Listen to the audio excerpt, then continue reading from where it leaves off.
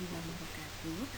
Ya, hari ini kita akan memasuki tema 7, subtema 1 dan 2.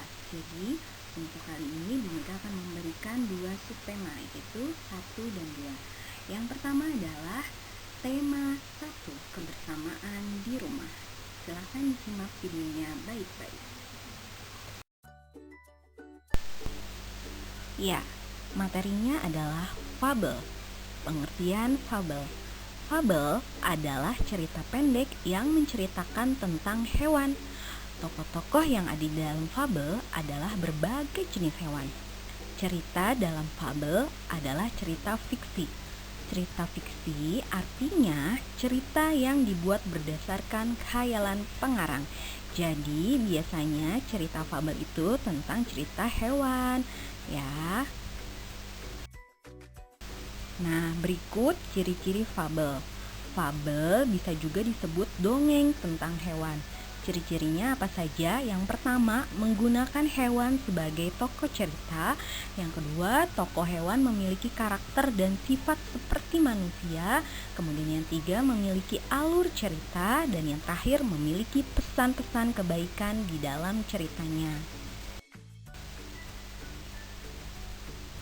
Kemudian, unsur-unsur intrinsik fabel.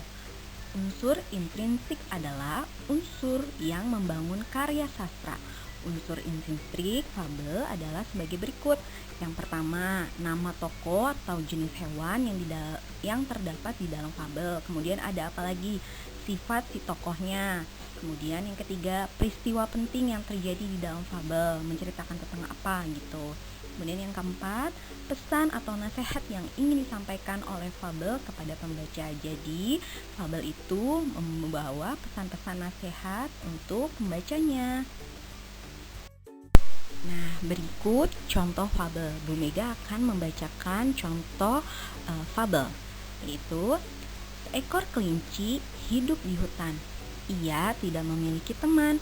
Ia melihat burung-burung di langit terbang bersama kelompoknya. Kelinci bersedih karena kesepian.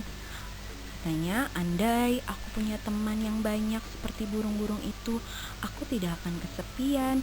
Ia lalu memutuskan keluar hutan untuk mencari teman. Nah, di sini tokoh cerita fabelnya adalah si kelinci. Latar belakangnya terjadi atau di tempatnya di hutan. Pesan moralnya atau pesan yang ingin disampaikan adalah si kelinci ini sedih karena ia tinggal sendirian di hutan. Kemudian untuk mempunyai teman, kemudian dia keluar deh dari hutan mencari teman untuk supaya tidak kesepian. Seperti itu kira-kira ya.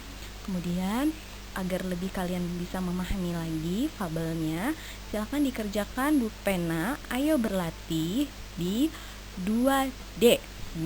Halaman 13, 01 sampai 4 dikerjakan di buku tulis sampul ungu jawabannya saja. Kemudian dikirim ke Bu Mega ya. Nah, sekarang kita lanjut ke subtema 2. Kita lanjut ya ke tema 2 dengan kebersamaan di sekolah. Masih dengan Bu Pena 2D.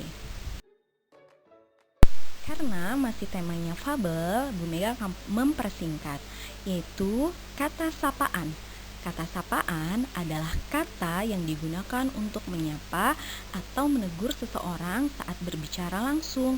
Kata sapaan digunakan agar kalimat yang diucapkan terdengar lebih sopan. Nah, berikut bentuk-bentuk kata sapaan. Yang pertama yaitu nama diri seperti Fitri dan Jonas atau nama-nama lainnya lagi. Kemudian nomor 2 panggilan keluarga, yaitu panggilan yang berada di keluarga seperti bapak, ibu, kakak, adik atau paman atau bibi. Kemudian nomor 3 nama gelar atau profesi seseorang, yaitu seperti dokter, profesor, nyonya, tuan, dan nona. Kemudian nomor 4, nama pelaku atau peserta, yaitu seperti penonton, peserta, hadirin, dan pendengar. Nah, kemudian untuk slide ini silakan kalian salin ke buku tulis sampul ungu ya dan kirim ke Bu Mega.